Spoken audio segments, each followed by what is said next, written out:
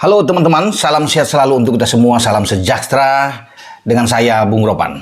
Dan saya akan berbicara lagi tentang kabar sepak bola Indonesia, bukan lagi berbicara tentang pembatalan atau dicoretnya Indonesia sebagai tuan rumah Piala Dunia U20 yang dicoret oleh FIFA, tetapi bagaimana langkah kita ke depan. Dan seperti kita ketahui ya bersama, Erick Thohir akan menemui kembali FIFA, memenuhi undangan dari FIFA, di mana FIFA akan mengadakan rapat kongres mereka yang dinamakan sebagai FIFA Council. Ini FIFA Council adalah untuk semacam badan untuk mengambil keputusan-keputusan ya di dalam kongres nanti. Dan ini suatu kehormatan ketika Erick ada di sana untuk kembali bertemu, menjalin hubungan lagi. Dan ini juga sebagai amanat yang diberikan oleh Presiden Jokowi untuk terus membina hubungan dengan FIFA, agar mungkin salah satu pembicaraan adalah di mana Indonesia bisa terbebas dari sanksi berat. Dan seperti yang saya sudah bicarakan dalam konten video saya kemarin, saya tidak yakin bahwa FIFA akan menjatuhkan hukuman berat dan kita akan lolos dari hukuman berat itu.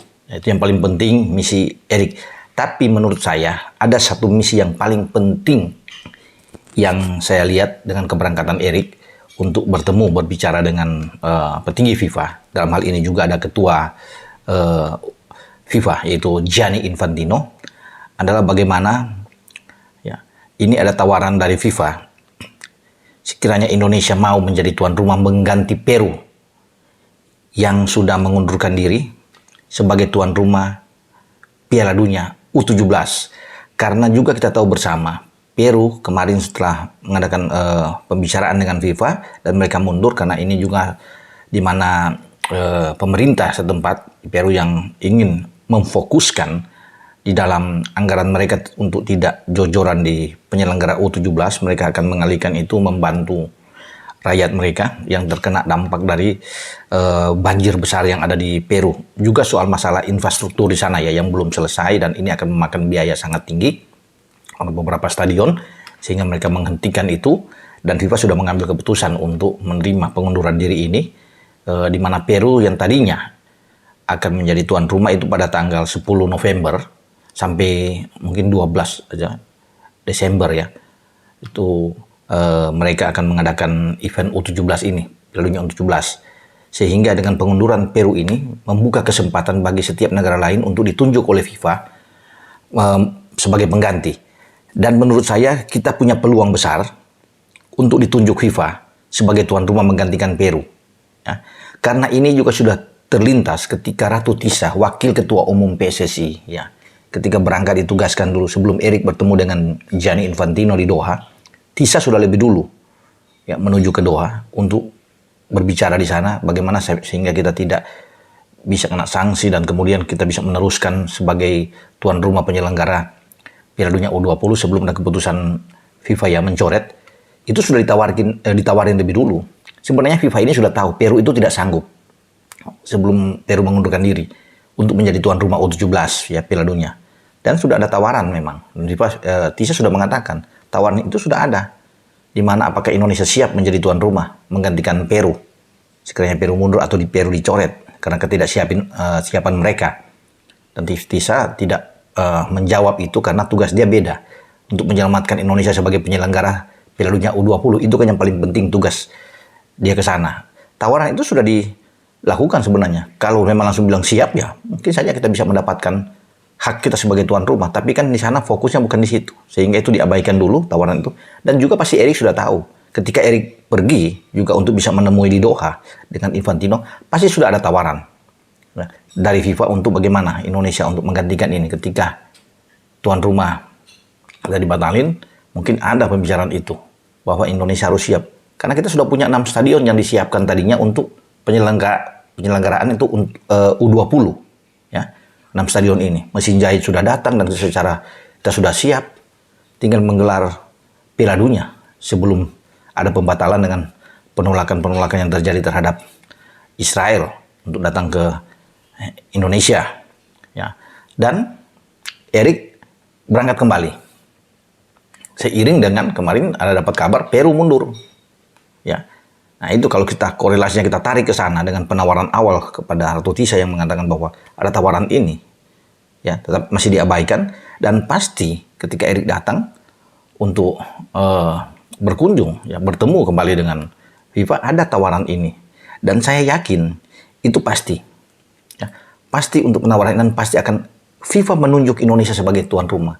Jika kita siap, dan secara itu kita pasti siap untuk menyelenggarakan Piala Dunia pada bulan November yang akan datang. Sebagai pengganti ini kan seakan dalam tanda kutip ya, hadiah buat kita juga. Bahwa FIFA itu masih tetap bersama dengan kita. Kita boleh gagal di U20, tapi kita bisa menyelenggarakan Piala Dunia U17. Kenapa ini bisa terjadi? Dalam analisa saya, ya, selain tadi itu ada penawaran buat kita terhadap Ratu Tisa waktu ke Doha, Israel kan tidak datang. Pasti. Ya, sehingga Piala Dunia U17 bisa di Indonesia. Ya. Kenapa Israel tidak datang? Israel sudah gugur. Di zona Eropa, ketika mereka bermain di grup A, di dalam rangka U17 ini ya, Israel itu bergabung dengan Bosnia, Herzegovina, di sana juga ada Belarus dan juga dengan Serbia.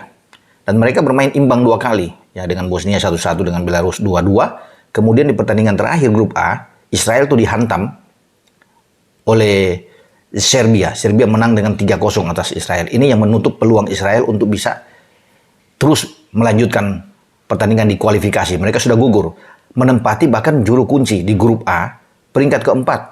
Hanya 2 poin yang mereka dapatkan dari 2 hasil imbang dengan 1 kekalahan. Tidak pernah menang. Sehingga menempatkan Serbia sebagai juara grup yang ada di atas. Jadi itu yang saya pikir membuat kesempatan, kans besar bagi Indonesia menjadi tuan rumah U17 itu terbuka. Dan pasti sudah ditawarkan buat Erik. Ketika Erik datang, sanggup, oke, deal, akan bermain Indonesia. Tanpa Israel, dan saya yakin 100% pertandingan akan dimainkan di Indonesia. Ya, dengan menunjuk Indonesia sebagai tuan rumah. Karena Indonesia sudah dianggap sudah siap.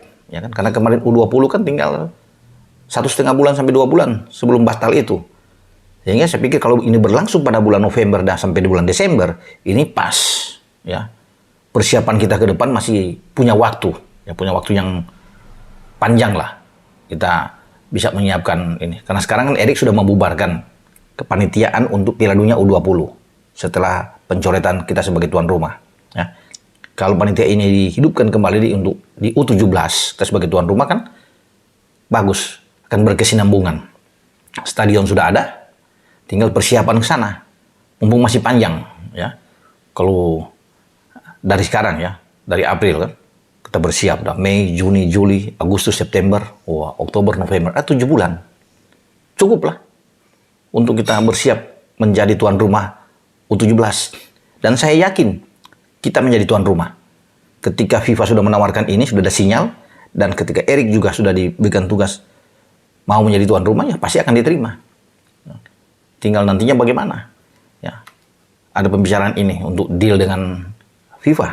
Jadi kita mungkin tidak akan bersedih berlarut-larut dengan kegagalan ini. Memang sayang U20 terlewatkan karena pemain-pemain kita sudah siap, sudah berlatih di bawah Sintayong kan untuk menyambut Piala Dunia U20. Tapi itu terlewat sehingga kita punya adik-adik yang lain untuk U17. Kita oke. Mumpung tim kita kan itu juara ya di AFF ya untuk U16 ya. Kita juara saat itu, ya, sehingga kita punya kesempatan punya tim U16 itu ke U17 ini bagus, ya, ketika ditangani ya oleh Bima Sakti saat itu ya, sehingga kita punya peluang lah untuk bisa lolos, ya, dalam pertandingan nanti di penyisian grup. Kalau kita kalau sebagai tuan rumah kan kita berada di grup A lagi, ya, berada di grup A. Dan kita akan bertarung dalam undian nantinya siapapun lawan kita untuk nanti maju ke babak selanjutnya, ya, untuk lolos di U17 sama seperti U20 kan.